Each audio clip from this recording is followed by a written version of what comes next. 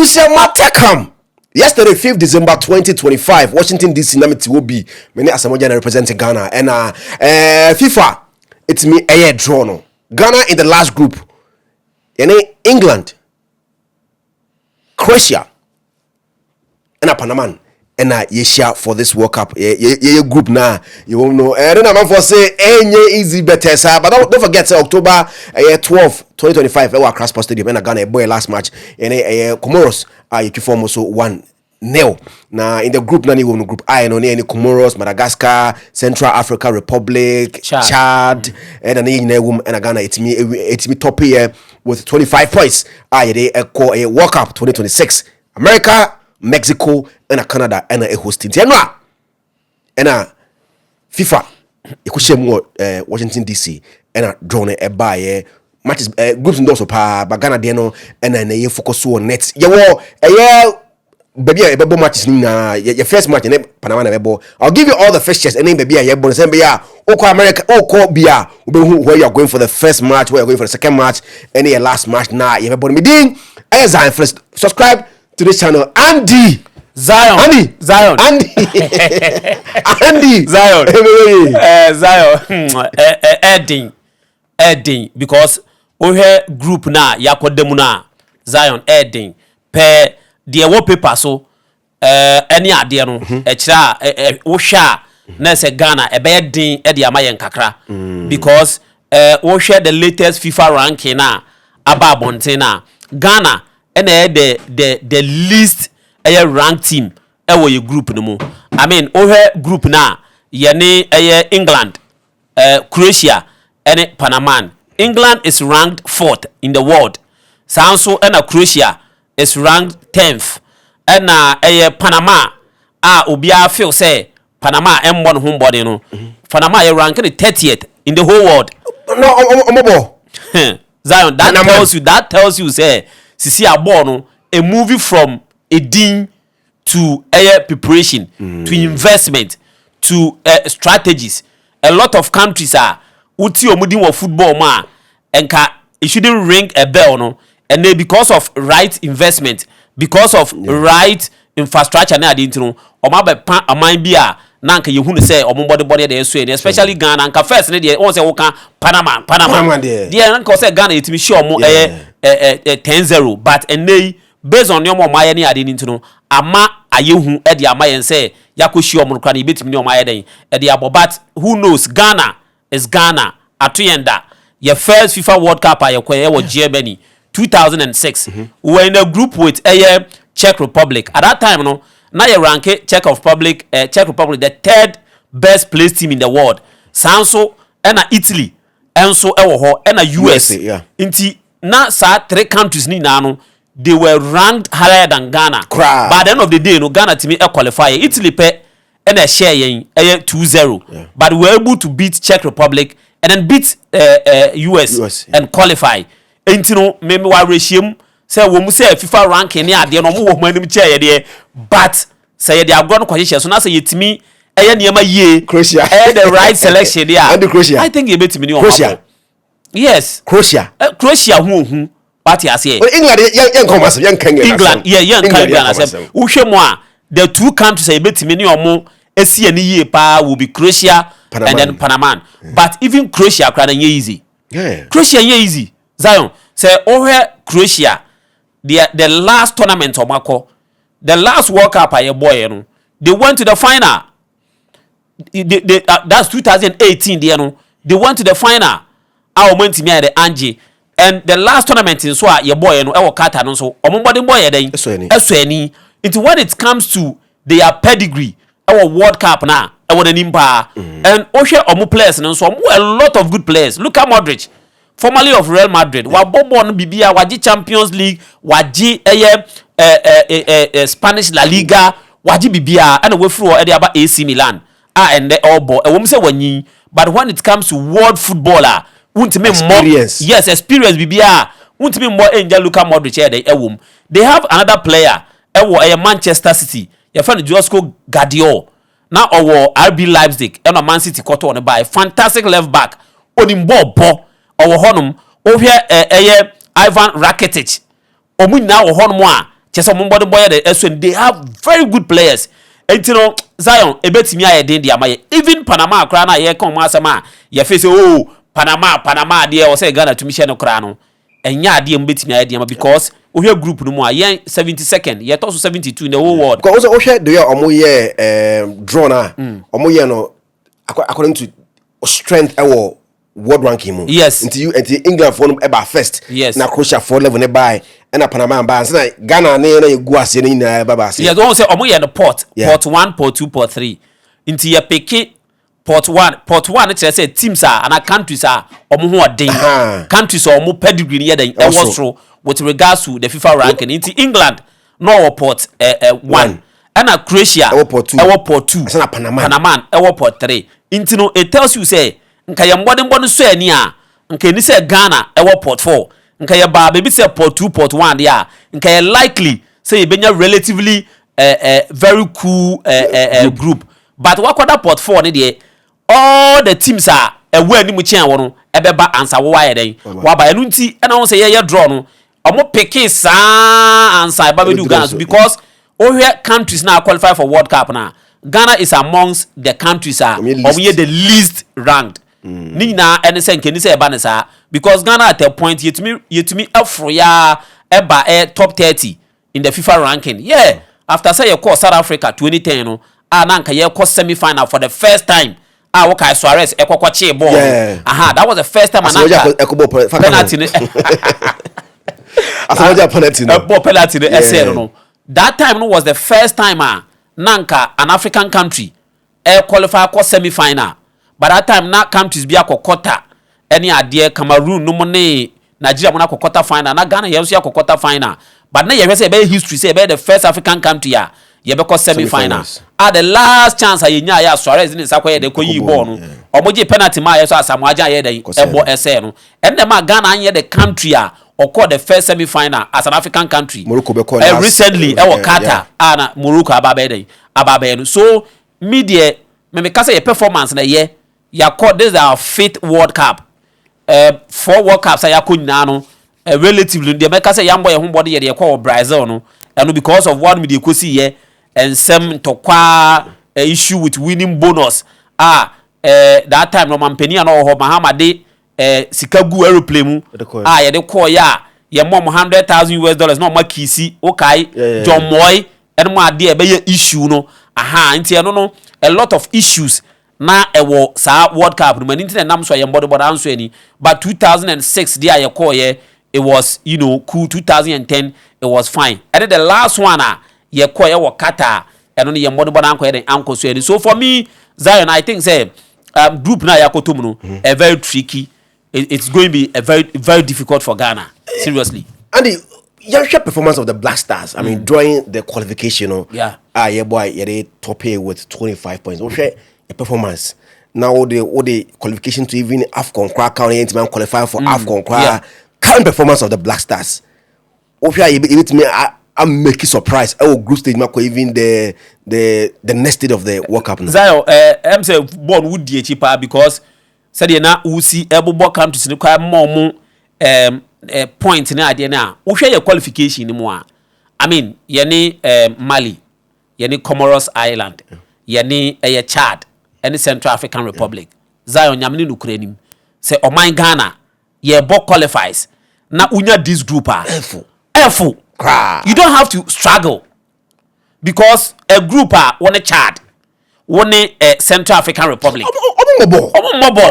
so me maybe I'm Mali maybe I got some bobo exactly Mali and na ye the tougher opponent but no kra na ye call Mali omu home Bamako honum e ko show mu 2-1 and on ba Ghana house ye dey show mu 1-0 so for me the Zion wo hwe group e ko dem Madagascar Madagascar na ye timi qualify na I mean he deserve it say qualify 10 games ye boy you win 8 about draw 2 it tells you say I will say it me then qualify because when you are playing you are fortunate to be in that group opposition can say be anymore now qualifier I think say enye bibia e was say ye rejoice about because football no na ya say no enu nti na nei ye ko group bi mu na ye qualify na ye de because first no ye bo Ghana dia I mean kaya de Algeria ye de Morocco Cameroon Nigeria South Africa and ye de bata Ghana ho Bazion mama misa wasem say when was the last time pa who say Ghana I share this top 5 African countries Eddie say Ghana Cameroon Ghana Nigeria Ghana Morocco Ghana Egypt. When was the last time? The last time Ghana etimi share Nigeria was the World Cup qualify Qatar there no. Ye ball last match no. Last match. Yeah, I didn't remember if that. Then you match no pass 11 no. Yeah. Pass 11 no. I don't know. Yeah, omo ball Ghana have a ball 0-0. Yeah, ball 1-1. They qualify for World Cup. World Cup. Yeah. And then after who say you celebrating World Cup, I say you sue for 11. So that was the last time I share. Into no say because of say yan ye niema ye as on mine. A lot of the African countries ebesua ball free and hodum. A country like Gambia. Omwa ekoma Gambia football ejina ye Ghana for coach Osam Diodu any call for eko develop Gambian football.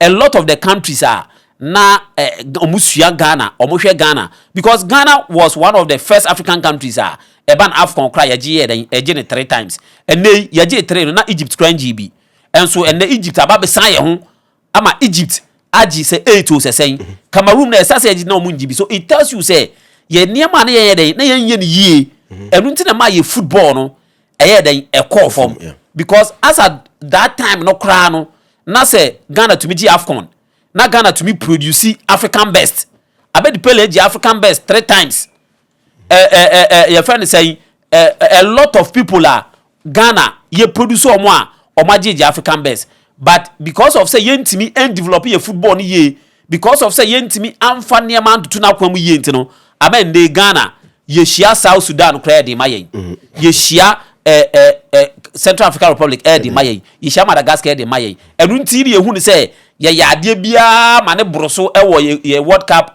group no because when you have a group consisting of Chad, Madagascar, Mali, any Comoros now qualifier as Ghana. Yeah. And this year, the real test will come when you wurem aqua World Cup and ne yako piemu ewo England, Croatia, any Panama group. And the Asia coach Otto Addo, he took us to 2022 ewo Qatar. Group stage 9 free and he's taking us to 2026 ewo America. Canada and Mexico. Right after our qualify, after our last game with Comoros, 1-0 across Sports Stadium, people were calling for his head. Yeah. Osha performance of the ball Qatar. Yenja man and fire because of the qualify. Zion, I think say Kuchutuado made me one of my reservations about him. For me, I don't see him to be that top coach. So coach wa say coach ejina bench away the coach. I mean before I say kwa for to add no na on share da enye adwuma as a head coach. Na the wire na say Borussia Dortmund ho no wo no or ye trainer scout. Trainer scout na say ono owo ani a yedi hu players into to me scout for players say oh player wey you good na omodi omu ba oka the Dortmund team a omu training those players no intimate me abo a lot of world class footballers now are passing through the house of Otuado on a training omo a bit say Ellen Brot Haaland Manchester City player or she goes baby of Otuado say Otuado mon scout on one a training no obi say Jadon Sancho ya no or Chelsea any idea yes or no any a lot of players a lot of Borussia Dortmund players are you who no pass it through Otuado intina that was the only credentials Otuado ye den ewo as a head coach but now on Gina bench on Gina a technical area and supervise any match as a coach into ye kofa na ye gamble and ye kofa na de buy because of say na ye kobo ye game against Nigeria for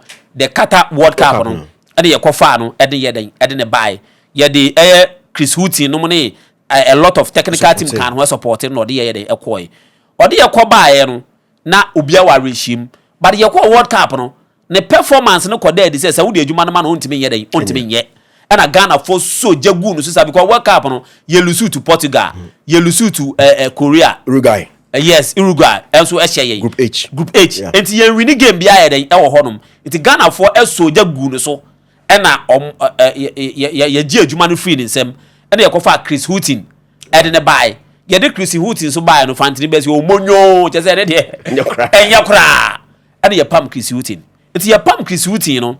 Na ye per coach for it's ye be mo say application ye the emra na ye mfa coach for Ghana receive over 100 applicants and no mu pay adwuma na ye a lot of big coaches Hugo Bruce as you say coaches South Africa no work ho any Tom Zionfelix mo na ade a lot of big coaches are now to mo nim omo wanim eche Otuado no mo na apply here but GF ni ye interviews ni ade ani coaches ni bi kasai mene Tom Zionfelix Mali for head coach no omba Ghana have boy mene ne kasai ebusa no said die nti na man fa adwuma na ma no osi o ono that time no ye bie mu Ghana adwuma no apply here Emma Ghana Football Association president Uriakre to Kriku and the vice president and no year interview more than 1 hour ah mo assure so mo de adwuma no be ma no at the end of the day where do man fa adwuma na ma no na wonim de omo ye after so omo ye omo bie ma applicant ne ba yo omo ye interviews ni nyina no that time coach Otuado wan apply you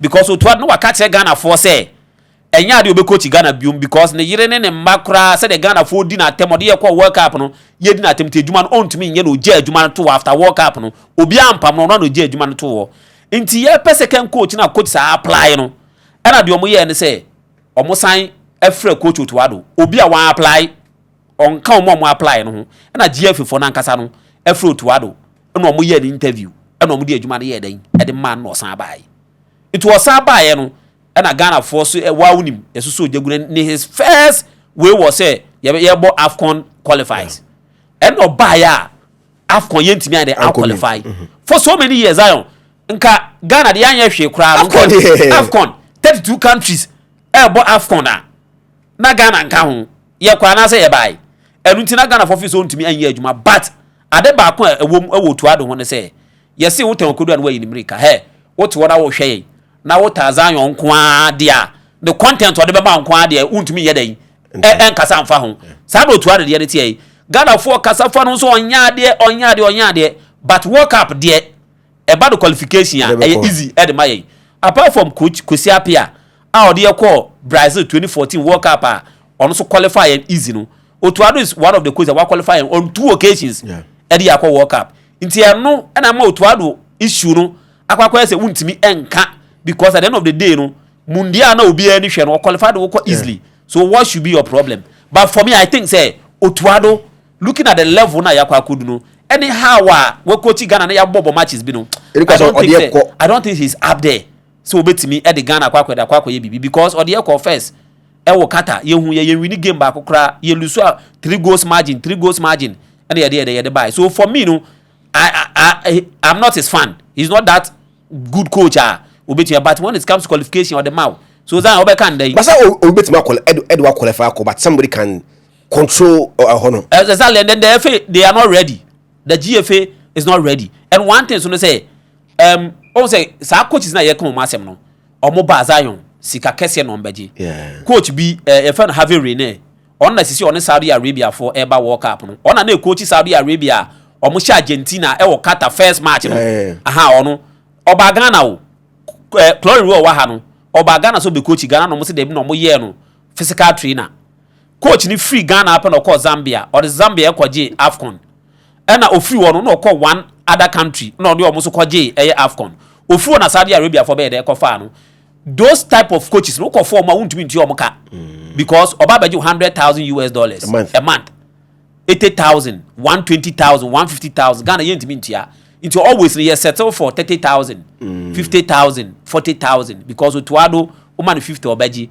o man 30 obedi obeji any other coach milo mo abedi na ma no o man 30 obeji but the top class coaches no Hugo Bros e was South Africa $120,000 Zion Ghana bet me etia ye ka say betu akra ye bedi di omampani atem say ye tam $120,000 a month whether coach one coach a month o de man yes a national team no ote ho ye bo matches bo 6 months 3 months Everybody be allowed. And you be a work as AFCON every game every 2 or 3 days there. What was and once why the scouting and they were took out our Costa Ghana play or Omojumano the Omoyanu. And to spend that huge amount of money.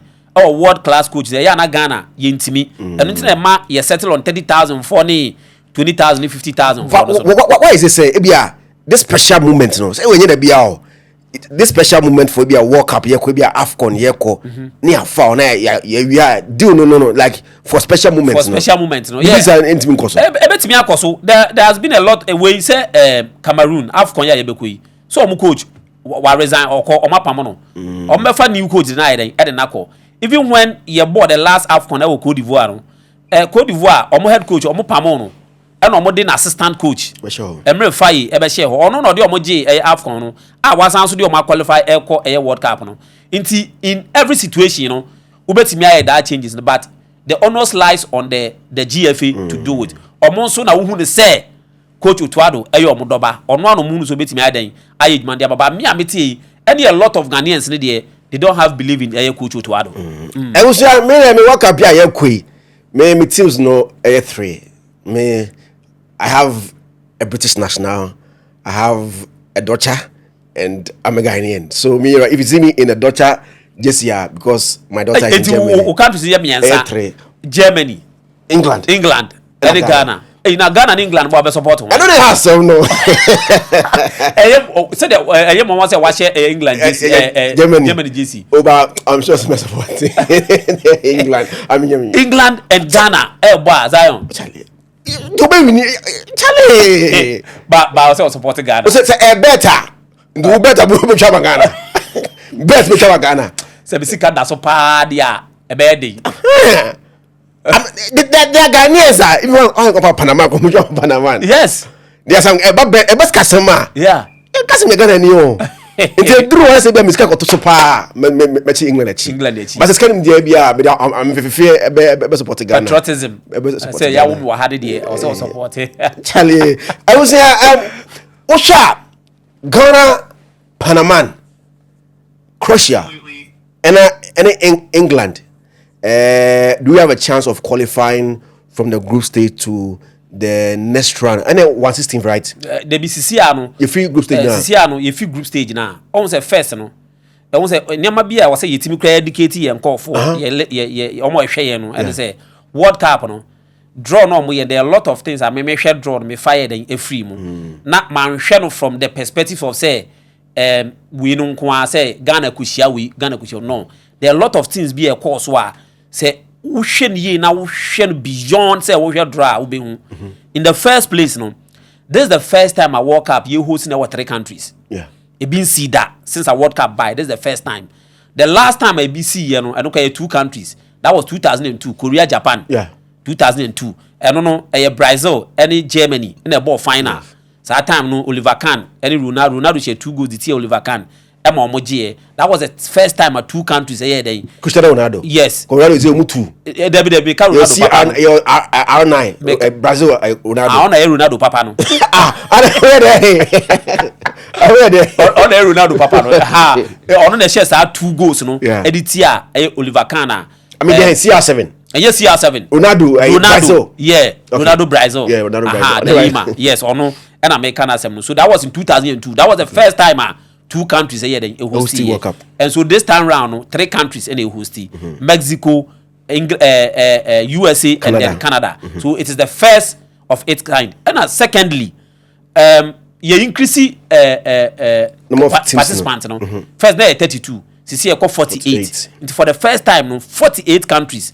And exactly Jordan it can't be Kukarakao. Yeah. Ecuador baby. Yes, Ecuador munina baby. What you say, you know, the extension, ama you a lot of countries are almost here then. Even the opportunity ababisi akaso, and see the first time. And in the first time in the history of World Cup, no, you been round of 32. Into your group stages in we are. 32. Yes, your group stages in we are. First 2 teams never qualify automatically. First 2 teams never qualify automatically. Ye we are now your 3rd best place teams. Okay. Into your 8 best 3rd place teams. Inti ano ye behwe ye bo group stages ni nya awie ye no countries be no munya points e won anim our third honor. Third. Omo eto so third. Ye be hwe omo a omunya more points. Any omo a omo san share more goals. Na ye dey 8 countries. Akoka 24 no ye nya 32. It's me bawo. Nti no if I say more third point. But me nya more goals are eno mbane dey. Eno no yam fa ne say Ghana ye group yi. Ya bo awie. Yam fa say England edi first. Croatia edi second. Ghana edi third. Maybe ye di third no ye win one match. And I say ye bo draw me ensa. Oh, ye bo draw me ensa ye nya 3 points. Maybe in the process no ye be share 5 goals and 6 goals in the process. It is omo yi third best place no be hwe those things no. O points a wunya okay. What I say? Na ye dey you as a best before the goals no. Yes. It you say me ne wo e na ye di third. E na ye pay the opportunity no. Okay. Ye be hwe points ye nya ye wi ye be hwe goals. It me no nya goals pa. Me no nya points pe but me share goals in wana me ma ye dem qualify. Okay, it that is the criteria FIFA. E di be yi 8 best third place teams no. No ma pair omo with other countries in the qualify no. Now for the nya round of 32 which is 32 countries. Na ya bo round of 32. If you round of 32 now answer ya call round of 16. Yes. Games on new changes way. Because Sika and they say ya the other countries better than ever count. If we answer ya call round of 32. We are answer ya call round of 16 answer ya call quarter final. Semi-final answer final. So instead of the 6 games no and instead of 7 games no you have 8 games World Cup anymore. Okay. Now, BBC I stand to correct, but I know say the mechanism in the past maybe host country there or one slot. Qatar no omo slot. Yeah. And then omo murini the previous World Cup no or slot. But this time Enra TV who say President Donald J. Trump abijina ho, President for Prime Minister for Canada ba, President for Mexico ba. Omo ports yeah. Now Trump US, Canadian Prime Minister Canada, Mexico. I'm like, what are they doing? Zion, I don't know. I will say, in terms of say, yeah, groups be TMC because I say port, port 1. So port 1, all the host nations, they were added to the port 1 teams. It's Mexico, Canada, and US. They don't count port 1. But under normal circumstance, nka any say more port 1. But the mere fact so we host nation, I will say do we the. But other young man to throw straight. Say Trump and made say as like you name as a Trump now be USA. I felt like I said all the boss in that port was US boss on Kwan. Okay. So any of them will be a US. US. And Mexico, all the boss in it were Mexico boss. Yeah. And Canada all so I don't move among what's a Qatar. I mean him say be outside me. Yeah, the Qatar is CD that. Say on a host nation. Yeah. It is CD that. I don't know say mo say I say a raffle bi na mo to no mo ji wo mo. To the what can no what can watch my so it will mean say maybe boss now there was our port was US.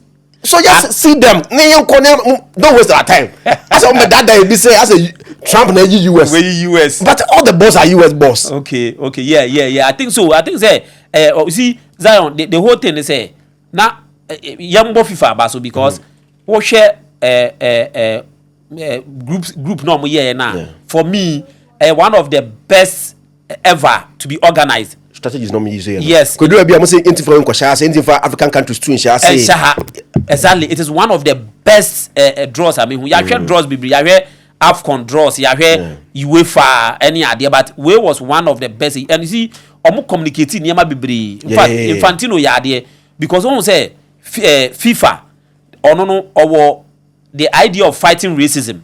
We say racism of football too much. Yeah. And the FIFA they biya of fighting racism. And to hear draw and as answer we here.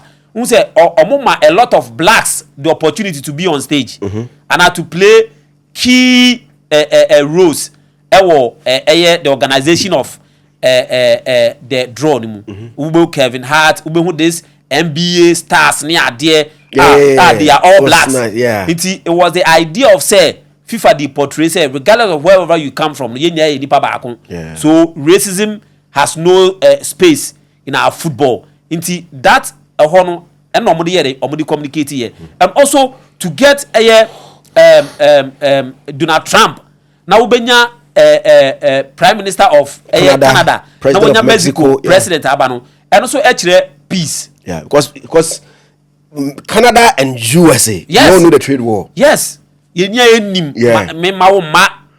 say even US and Mexico, they have that kind of way, you know, immigrants. Yeah, my own into that tension here, they so bringing them all together, no, actually peace, FIFA, a project, or actually football, no, you bet me the unite because we share even African countries are. A lot of them no nan talk but the men first some qualify for World Cup na unite omo critical example Cote d'Ivoire the last time we qualify for I think Brazil no Didier Drogba lead the Ivorian team and make sure say peace beba Cote d'Ivoire because that time no nan talk Cote d'Ivoire e ma asumdie by uko other countries be bra and talk but you used to soccer the idea the unite omo and bringing all these people on board no they are no more the send signal to the world. They say regardless of whatever happened, we can use sports to bridge all those things. I was Andy.com and Edin Kumo. He's a sports journalist right here in Ghana with us here. I was Zionfelix TV. Group status no 12 from Group A to Group L. And Ghana is in the last group, Group L. I don't mean to make sure Ghana that big. So I feel world best teams no need the more twice no aba and sana. Omo to so ba asana ye na egu ase no according to FIFA ranking no aba and ohwe the whole teams na Ghana ye last batch of groups na FIFA ranking e all from the power and that's why Ghana ye ba last when the ranking was the draw happen no. Group A Mexico, South Africa, which is an African country, and Korea Republic. So the last team no ebe winner for playoffs no I because so playoff D no obeka group A no home. Now group B no we have Canada which is also a host nation. Now winner for playoff group A no obeka hona Qatar hosti the previous World Cup no omo ho and Switzerland and so group C almighty Brazil ho Morocco made the first African country qualified to semi-finals for World Cup no ade Ghana ntimi during our last match with Uruguay no Morocco fought me during the Qatar 2022 so Morocco is there and Haiti also World Cup Haiti is there. Scotland is also in the Group C. Now moving to Group D, we have United States of America host nation, we have Paraguay, we have Australia, and we have a winner for the playoffs of Group C no also be called Group D and then Group E we have Deutschland for Germany. Michelle just to see more ahead we have Curacao TD the Campoda Omoko World Cup and can say you through me car and get new names but say World Cup maybe Curacao Omo Eco World Cup Omo Cote d'Ivoire and so with the same group E no and Sana Ecuador and so Ebem. Group F we have Netherlands, we have Japan, and we have the winner for the playoffs of Bino and then African country of Group F nimu Tunisia. Group G we have Belgium, the Red Devils. Red Devils, right? Yeah. Belgium. Yeah. We have Belgium, Group G, and then Egypt from African country, representing Africa was our group name. We have Iran, and so and we have New Zealand, also Group G. Group H, Spain, which is a favorite to win the World Cup, and we have Cape Verde, we have Saudi Arabia, we have Uruguay, Ghana. Anya the first African country to qualify for World Cup semi-finals. No, Uruguay. So we have Group I, France, which is also another favorite. Winning World Cup. But Andy, you hear this time France it's winning World Cup. France a World Cup a bad diamo. Yeah, a bad do or more some excited and young players, but World Cup with a bad diamo France. Maybe Group I, you France so you Senegal, which is also a favorite African country. World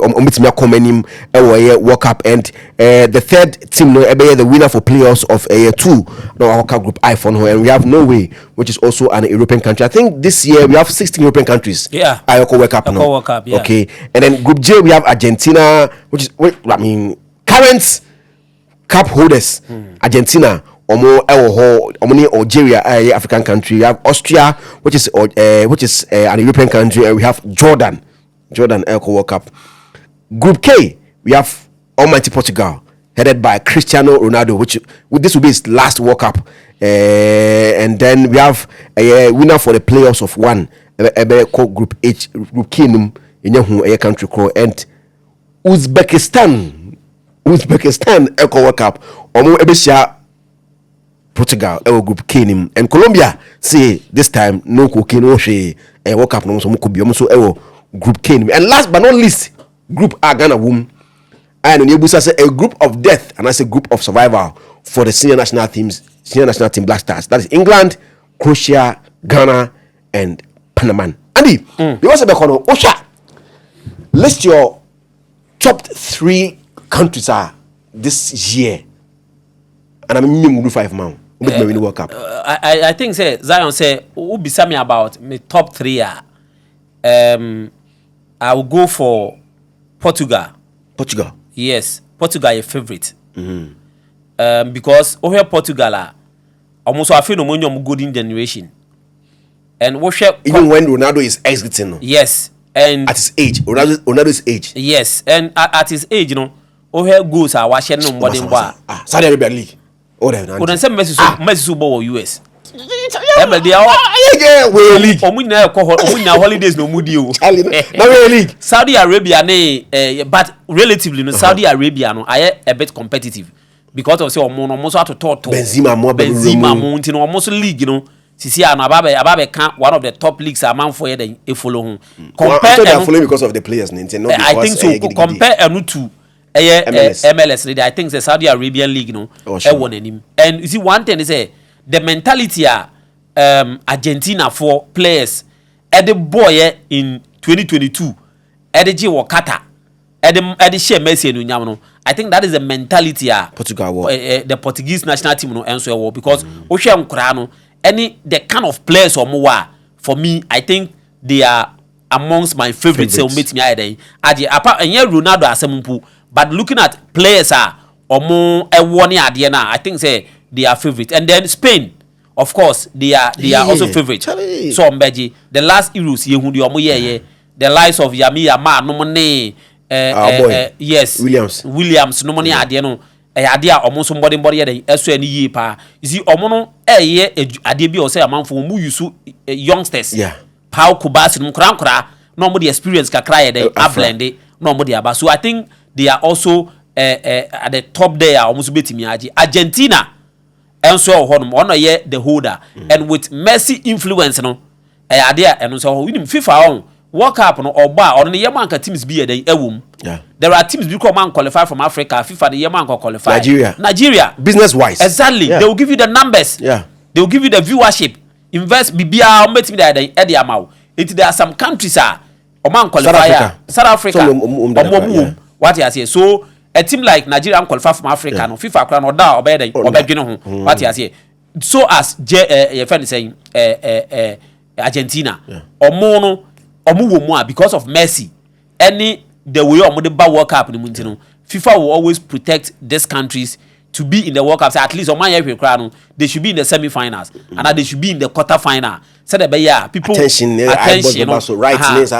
exactly. And also about honum and omumi last World Cups for Ronaldo and then Messi. I think say FIFA any trying to protect them. And I think say France and so honum. Me for Germany make because German team no.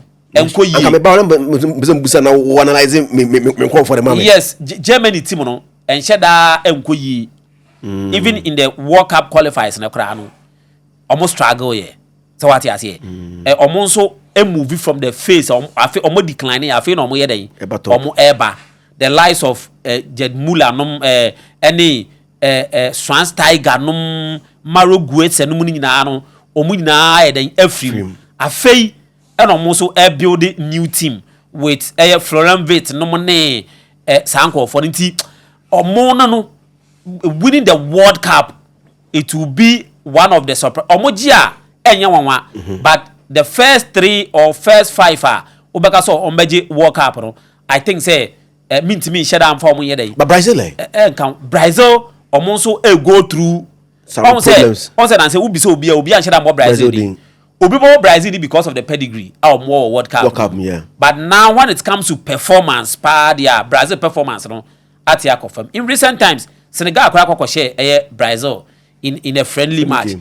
You can't rule them out because of their pedigree. Yeah. But an experience in the World Cup. In the World Cup. Yeah. But over here in terms of performance wise, I would even the first 3 I will not add Brazil because of say omonso na afei and omo go through that phase na obe sorry na waba form na wa sorry no afei no omo so den go through just like Germany so no. That is why me top 3 me form here den emfanka ba o say me miemu top 5 there, then I will come and add them into Portugal, Argentina, Spain, Germany, and then Brazil. Na England England, they always flatter to deceive. Ombebo. We say World Cup here, boy. 2 countries qualifiers, 2 countries, and they come beating. Omo lose game in the qualifiers. England, any Cote d'Ivoire. 2 countries we pay no one see defeat. Omo win it. Omo wini, omo come beating. Omo wini ni na edi twa so. These 2 countries pay. But England obeko it is coming. It is coming home. Say one slogan. It is coming home. It is coming home. The last 2 tournaments omo do final. Euros no. Last 2 Euros ni na ya dey omotumi akomo anim. Ba komo ni ye fa say Italy na Italy gifi omo nsem. So omo no mbekwa by the end of the day no. Edu ba bia wo say omutimi emo omo home so na omuntimi enje. Nu ntina me form ye dey. Enka because if England ekoshia Spain our final Spain be hye no. Okoshia Portugal be hye no. Okoshia any of these top 5 teams now on be sure my dey age. But they also go far at least omo quarter semis there they can go but win it there. Looking at these African countries that qualified to the World Cup, Tunisia, Black Stars, Cote d'Ivoire, South Africa, Morocco.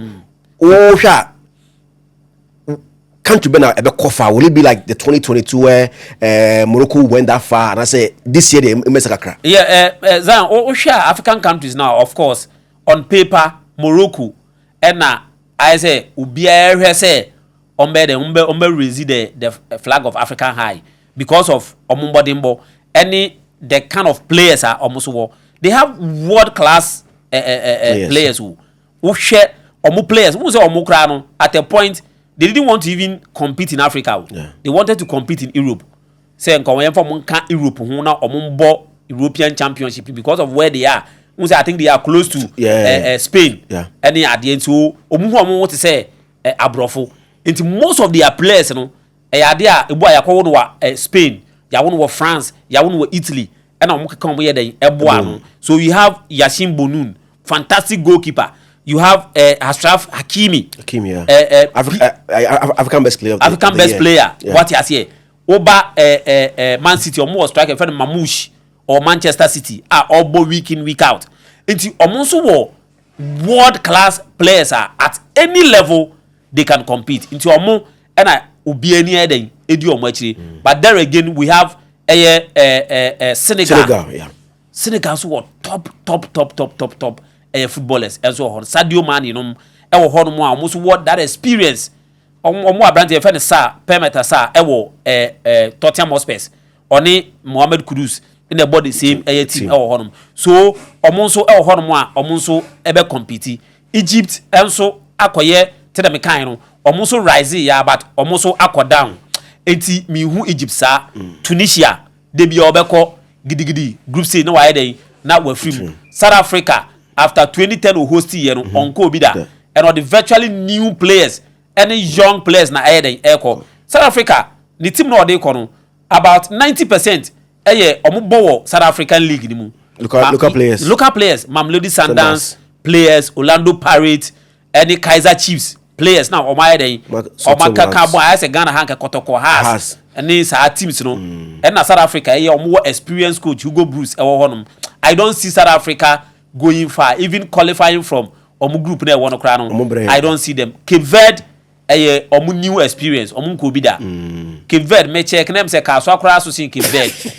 Well, you for the land size of a country na ko work out. Ka so akra and dey no kra mum. Ka na e dey kwa Nigeria na be first country be qualify from Africa. Omusa. Into omu me hu ni say they are not a bad side. Omu so say omu FIFA players free foreign countries now. Foreign countries. A bit to say Portugal. Who said they were colonized by the Portuguese. Most of their players no were Portugal, a move Italy, a move Spain. I know my first for Mudia Mayday. Aba no Mudia Moko. But almost no, I don't see them going far in the World Cup. Ghana there, Uba Ghana dia. I was so who say at least you make the African country proud. And yen maybe a year. Okay, your group are you me. At least Yan I will say to be qualified as one of the third best placed teams to go to 136 of yes of the stage of that World Cup. No, in year. Okay, your group at least best third place teams. Yen winning game back against Panama and then get one draw. You can qualify as one of the best third place teams. One consider a lot of goals. Now if you wish 1-1, wish 1 Eddie winning. What I say now, wish 1 bidding your drawer. You have 2 goals for 4 points.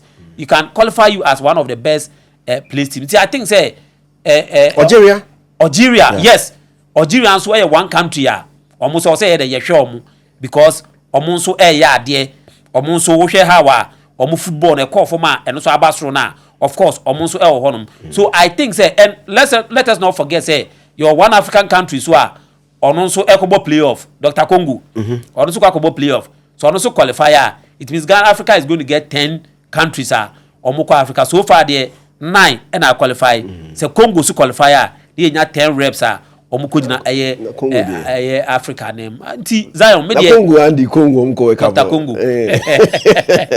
Dr. Congo Nigeria na yen nyama yi kwa yen nyama yen say oni Congo na boy no mo show mo and Congo show mo on penalties as Congo are qualify for that playoff. You I think say Africa no who say some of the Europeans even have issues. I think one player was a coach Bibe Kai say he doesn't see the reason why you 10 because he may make any impact. From your doors until now they were having issues. But I think say in recent times Ghana actually in recent times Morocco Senegal approve. So I think that with these countries no say body no I think they can do something for Ghana. I was me tip I'm the mission now because of what happened in the previous Euros no Spain there. I think I have mad love for Spain right now because of the display of beautiful football I'm exhibiting here during the last Euros no. So I'm here there. Meaning say okay, my bet is on Spain to win this World Cup. Even though I'm wearing a Deutschland just and saying as Andy can maintain Germany when it comes to football.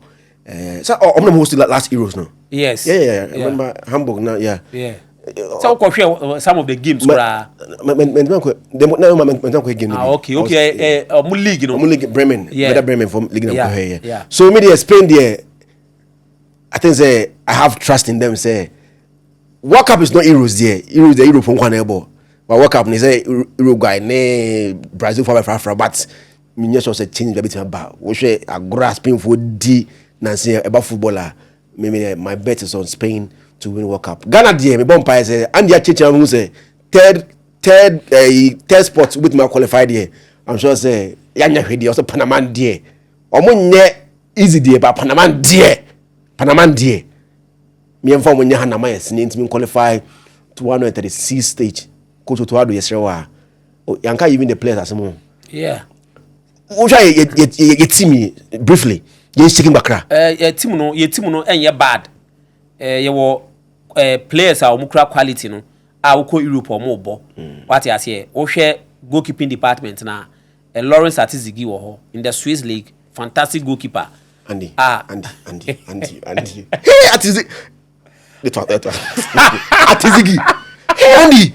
With me about be pa afa Atizigi sado pa ko. I'm like I keep on that point. Last. Andy, Atizigi the more me person book I do even 5x sabe be o jane kwa. And who say Yemfa Benjamin Asare in Kochi?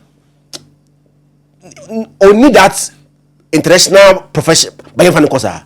Benjamin Asare on. What is it the Andy? Enya kwa how? Some born from a far or person say. Yes, this am fam. Never better Kosa. But Atizigi is not doing bad the team. When you national side I go you. That is the argument that is the argument I'm for so having national side I you so. Yes, in the Swiss league or born home body. I mean, what Gigi best goalkeeper of Switzerland, sir. But so Black Stars now, that has been the issues. Say not Benjamin as a man for Castle said they walk on, said they need international exposure. But before answer or no bebano, na artistic even when we are playing against Madagascar you concede yeah against Chad you concede but when this Benjamin Asari came no you concede in those games why don't we keep him that is the argument among for here and so erase one nti yan hwe the goalkeeper ni coach na nkasa be dey e be with that wo hwe ye nim ho a wo hwe left ye right back wa your players wo ho ye wo Tariq Lamptey wo honum what you say oba na ye wo Ali Dusedu blaster players na sere kese na de bia no watwe na tare aba top no nonsense defender ono so wo ko left back wo no mo a nanse ya German player bia wana Chazama Ghana Derrick Cohn ye na ba be ka ho Gideon Mensah wo ho Baba Abdurrahman so wo ho a wanhwe a ono so ye de be ba wo center backs na Alexander Jiku Salisu nom Nicolas Opokunum ni ade Jerome Opokunum ni ade wo ho wo konfifi wa you can wo bo players omo body so ani pa wo wiase a untumi mbo nja Thomas Tepati e wo honum o wo ye Muhammad Kudus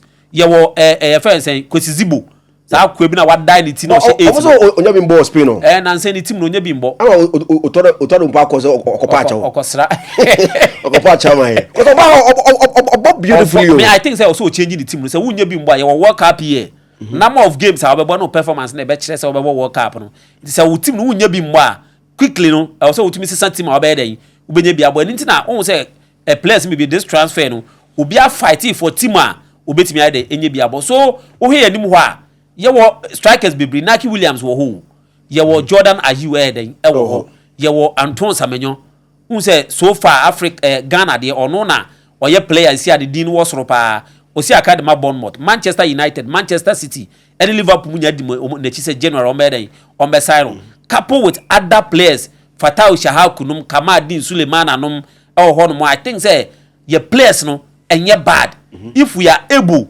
say be di no krama ye ho na select the right players and koye say for we kobo we me player agency players mfa we nko na ye say truthful to ourselves na ye select the right players e dey betimi abo ye ho body hosting is it Odoy or Adoy hosting Odoy ene nketia England boys no ye for momra Zion me de me ade no mma me de bi oka say aduane no kwabna aduane a me ye ubedi a me sha ase o say odo ho ye den agim okay me sha ase me small self atrebra afabra kofa je ni brem afabra che say dua no be da ubedi nya fe me no awie no wa ye na me no awie di a umba mbedi so mo so mo do Ghana no mpeso mo body o mo ntwen ye bo World Cup this year I from yes some of them you can make cases for them ebidum ho ye from no omo ma ye tiase the reason ti omo ntimi mbo ma yen at that time obi mu so de they set up right so omo mbo ma yen ebi ti edi nketia your friend no say he doesn't feel Ghana like on Felix so ye Ghana ni nti nya ade obetimi aden abode ama yen ebi ti say Callum Hudson-Odoi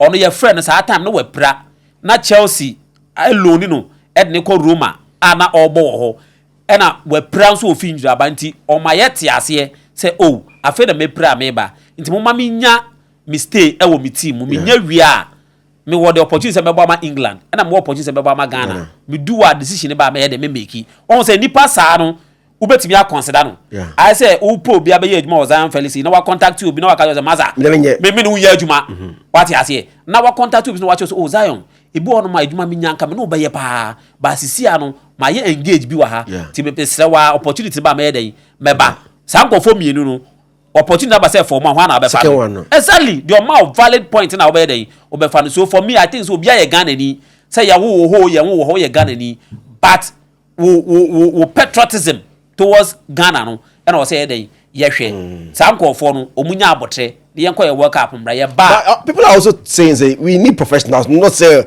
the cast of everybody the we a World Cup o best selection adeko we say best selection o de ko oko other countries bi a omu buafu say ye kofa foreigners de omaba I mean ka say foreign ye kofa omu a omu ti abruchire de omaba Zion sanko fo no omu destabilize team Kevin Prince Boateng be ye bi a oni kwesi apia akra kwa ye den ekokontokwa World Cup we player bi okwakobo World Cup no owia the value be den ebe kosoro enti se wo no wo team bi na se de wo World Cup na performance ekoye yi kakra pe na teams na den HSU Kevin Prince Boateng obebo Ghana wie ye no e ho no nye opportunity ko ball Brazil Barcelona onye opportunity ko ball ma AC Milan any teams bi a anka wambo ama Ghana mbo World Cup a nko onye opportunity so be dey obesi akande ama omo so let the people know say yen mo won bebo ma Ghana na Ghana ni more advantage. Yeah. They will leverage on the name Ghana. World Cup. World Cup. Yeah. Yes. They will leverage on the name Ghana, not us. Into the young chain, not omun show patriotism. Say yeah, but AFCON no qualify, and I say qualify BC. Na ye ko dia Congo ewia no ko jemo ba. Friendly match bia. Ye friendly man ya fro ye ko Quebec. Ye ko Comoros ho na so be jemo na board those pitches na enye no so na wo fam a and they betum no why the Eddie, but as it stands now no, in order not to destabilize the team because oba on bench oba start nketia ba number 9 ho oba bebo e ba sa obelimite Inaki obelimite Dede Ayu Jordan Ayu obelimite nkofo bi on bebo Karim Hossin oye winger oba kama di no mo ne sa boys no ma bobo no on automatically they are coming to play ebe destabilize team no it to me there yema munya abotre ye wia subsequent tournament no yem from no qualifiers ye qualifier no makwa akobo and me that say I was what do you think about Ghana World Cup here ye ko hwa it ma qualify from group stage no hwa how far can we go ye the sika twitwidi and the players no elko USA Mexico Canada 2026 me aduma next year and the best start. My fixtures just before Bekono Ghana fixtures na our first game is with Panama. I won Wednesday June 17 2026 AT&T Stadium Arlington in Dallas USA on our first and then me put it that way me who says can we from Zion confirmed stadium hey escafo omoko America Mexico and Canada wake up I'm also making sure say correct on the year plans. And then so but over America way for you how be World Cup ni bi no Ghana ye games no any Ghana ne Panama e be boy Dallas June 17 AT&T Stadium. Now a second game England versus Ghana and also June 23 BMO Field and Toronto Canada. Me can just say Toronto is not the capital of Canada. Why would you say Toronto is capital of Canada? Now a last game group stage no Ghana and crooning na yeshia Philadelphia Lincoln Financial Field Ghana versus Croatia on June 27. So our first game with Panama June 17. Our second game with England June 23. I wanna supporting England half. I'm supporting Ghana half. I wanna and June 23 Canada. Now our last game with Croatia and so Philadelphia USA Lincoln Financial Stadium. So these are the fixtures for Ghana. Are we qualifying from this group stage? How far are we going within Zionfelix? And you find out what's Nyanko. Yes, Zion. I think say the exciting episodes beba. World Cup no. Who if you na ya kono. You be making sure say we be bia anu di na say from now I say the be wura new year mu kon de. The episodes ne beba. You be hwe players no one after the other. You be form na ya hwe teams no so ene ya ho ne ma ne man no. We have a lot for you ahead of a 2026 FIFA World Cup happening in USA, Canada, and Mexico. Country Bay and Obet also Country Bay and Obet and also let us know. Send is Edua New Year. Who say also operate na wait me June 11 and I woke up no. Estate. Mark your calendars. June 11 and I woke up in Estate. Mexico, Canada, and America. Media Zionfelix TV. And I bye bye.